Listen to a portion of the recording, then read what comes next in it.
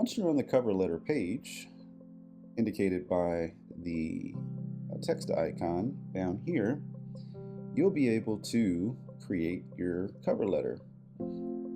So the cover letter page is made up of two sections. You have your cover letter form sections on the left, and you have your preview on the right.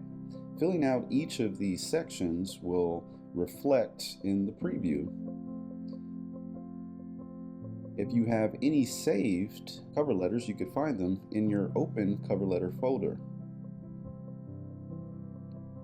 When you have an opened cover letter, you'll see that there is a cover letter header, which also has the autosave feature. So any changes you make here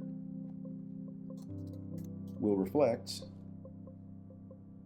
in your cover letter and will also be autosaved. You have the ability to save again. This is a manual save, so you'll need to create a different name because you can't save with the same name. You also have the ability to download your cover letter in multiple formats: PDF, Word, and text.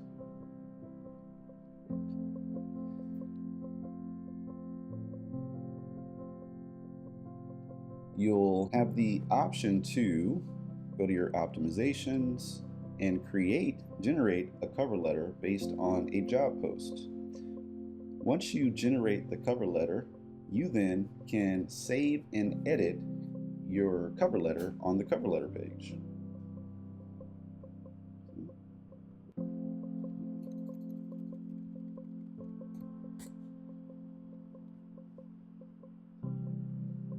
So now you can see that we have a new cover letter that we can now edit.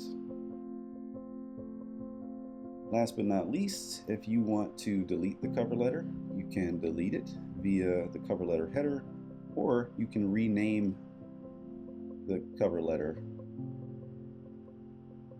All right, that's how you create and manage your cover letters.